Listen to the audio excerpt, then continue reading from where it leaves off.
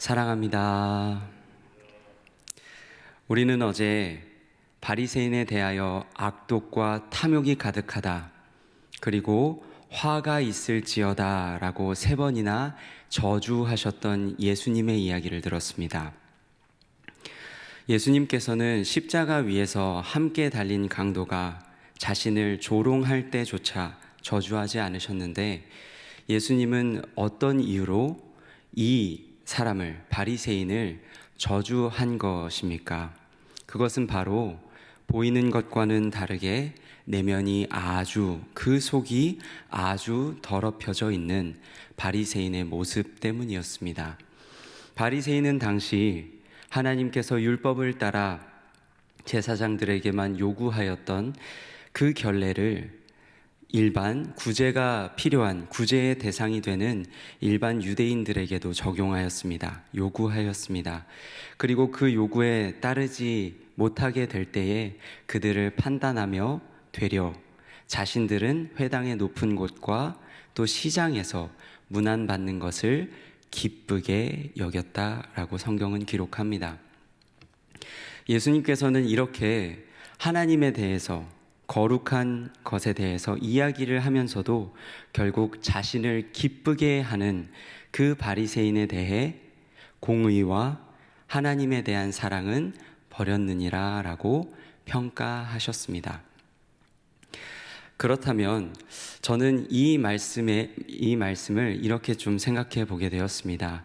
우리가 주일 오전에도 함께 받았던 말씀이지만, 하나님을 사랑하는 것과 이웃을 내 몸과 같이 사랑하는 것은 참 긴밀하게 연결되어 있는데, 이것을 생각해 보았을 때 하나님을 사랑한다고 이야기하면서 이웃을 사랑하지 않거나 하물며 이웃을 사랑하는 것에 몸부림치지 않는다면 어쩌면 우리는 우리 안에 있는 하나님 사랑을 점검해 보아야 할 수도 있겠다라는 생각을 하게 되었습니다. 그렇다면 하나님에 대한 우리의 사랑은 어떻게 점검합니까? 그것은 바로 영혼을 대하는 우리의 삶을 통해 점검합니다. 간절히 바라기로는 오늘 우리에게 주신 말씀을 통해 하나님 사랑과 이웃 사랑을 점검하고 또 그 사랑을 회복하는 것에 대해 기대하는 그 은혜가 우리 가운데 풍성하기를 축복합니다. 아멘.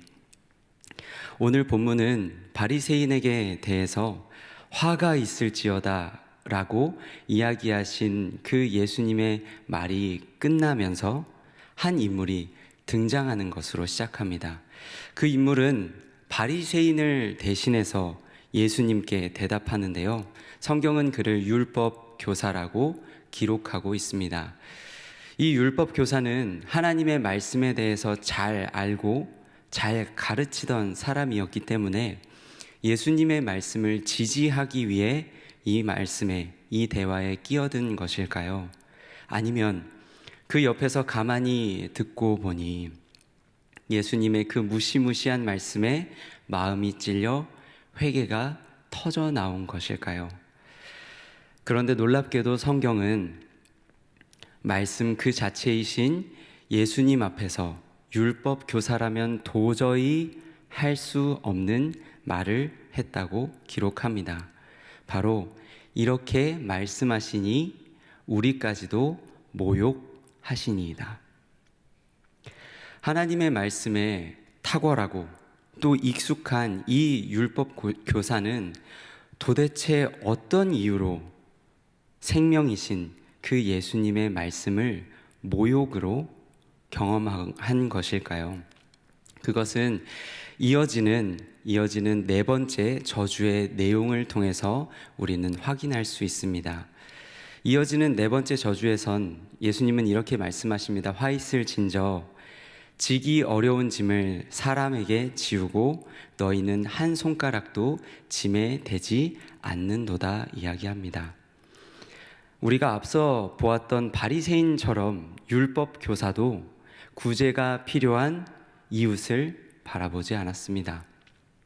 그렇다면 왜 그렇게 이웃을 바라보지 않았던 것일까요? 그것은 우리가 주일에도 말씀을 받았던 것처럼 말씀에 유의하지 아니하고 자기 자신을 위해 율법을, 자기 자신을 기쁘게 하기 위해 율법을 대했기 때문입니다. 그렇기 때문에 그 약한 자들을 보호하기 위해 만들어진 그 율법의 정신은 온데간데 없이 사라지고 예수님의 말씀에 대해 모욕을 경험한 것입니다. 불편함을 느낀 것입니다. 사랑하는 성도 여러분, 그런데 이것은 우리도 이와 같을 수 있다는 것을 오늘 기억해야 할 것입니다. 우리는 어떻게 하나님의 말씀을 받고 있습니까? 그리고 우리는 어떻게 하나님의 말씀을 듣고 있습니까? 계속해서 5번째 저주의 내용에 대해서 예수님은 또 이렇게 말씀하십니다. 율법 교사, 조금 더 정확하게 이야기하면 자기 자신을 위해서 율법을 대하는 그들과 그들의 조상이 행했던 악한 행동에 대해 예수님은 고발하십니다. 그 악한 행동은 무엇이었습니까? 바로 하나님의 뜻을 알려주기 위해, 하나님의 말씀을 대언하기 위해 하나님께서 보내셨던 선지자들을 죽이는 일이었습니다. 이에 대해서 예수님께서는 아주 무시무시한 말씀을 덧붙이십니다. 창세까지 거슬러 올라가시는데요. 창세 이후로 흘렸던 모든 선지자들의 피를 이 세대, 하나님의 율법을 자기 자신을 위해서, 자기 자신을 위해 읽고 가르치는 이 세대에게 담당하도록 하겠다 말씀하십니다. 그러면서 두 인물에 대해서도 함께 언급하시는데요. 그 인물은 누구입니까? 바로 아벨과 사가랴입니다. 그들은 누구였죠? 바로 하나님보다 자기 자신을 더욱 앞세워서 결국 하나님께서 기뻐하셨던 그 사람들을 죽음에 이르게 했던 이들이었습니다. 사랑하는 성도 여러분, 이것을 생각할 때 우리는 이렇게 생각할 수 있을 것 같습니다. 하나님의 말씀보다 우리의 생각이 앞서는 것, 또 때로는 하나님보다 우리의 감정이 앞서는 일의 결국은 이와 같이 사망과 죽음이요 하나님의 진노 아래 있는 것이라는 것을 우리는 기억해야 할 것입니다. 마지막으로 예수님께서는 6번째 저주에 대해서 이야기하시는데요. 이 내용은 율법을 자기 자신을 위해 사용하는 이들이 가질 수 있는 오류와 그 결과에 대해서 우리에게 가르쳐 줍니다. 율법 교사들은 자신들이 하나님을 아는 지식, 그 지식에 열쇠가 있어 많은 유대인들을 가르칠 수 있고 그들에게 문안받을 수 있다고, 마땅하다고 생각했는지도 모릅니다. 하지만 그것은 그들의 착각이었습니다. 왜냐하면 예수님께서 그들에 대해 너희도 들어가지 아니하고 그 문에 들어가려고 하는 사람들도 막았도다라고 말씀하고 있기 때문입니다. 이를 볼 때 하나님에 대해서 단지 많이 알고 있는 것이, 또 오늘 우리에게 적용하자면 하나님의 말씀과 교회에 대해서 단순히 많이 아는 것이 하나님을 온전히 누리게 하지는 못하는 것 같습니다. 오직 하나님의 말씀을 겸손하고 바르게 받을 때 오늘 우리와 우리 삶에 두신 하나님의 크신 사랑, 놀라운 계획을 경험하게 될 줄로 믿습니다. 이렇게 총 6번의 저주의 말씀을 모두 마치신 예수님은 그제서야 그 자리를 박차고 일어나십니다. 그렇다면 이렇게 무시무시한 저주를 들었던 바리새인과 율법 교사는 이제 조금은 다르게 예수님 앞에 반응하였을까요? 안타깝게도 그렇게 반응하지는 않았습니다. 오히려 나가시는 예수님에게 달려들어 그 말을 책잡고 여러 가지 이야기를 따져 물었다고 이야기하며 오늘 본문은 마무리가 됩니다. 사랑하는 성도 여러분, 말씀을 맺고자 합니다. 우리는 어떻게 하나님의 말씀을 보고 듣고 따르고 있습니까?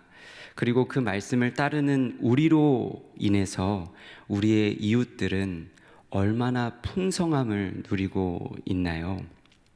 그리고 얼마나 하나님 앞에 인도함을 받고 있습니까? 간절히 바라기로는 오늘과 어제 우리가 받았던 이 예수님께서 하신 6가지의 저주의 말씀을 이 기도하러 나온 오늘 이 시간 우리가 깊이 새겨보면 좋겠습니다. 그리고 또 우리에게 그 자기 중심적인 신앙에 회개를 강력하게 촉구하시는 하나님을 만나면 좋겠습니다. 그리고 더 나아가서 그 자리에서 하나님 앞에 회개하는 그 자리에서 우리를 향한 한량 없으신 그 하나님의 자비하심과 긍휼히 여기심을 넉넉히 누리고 이 전을 나서시는 우리 모두가 되기를 축복합니다.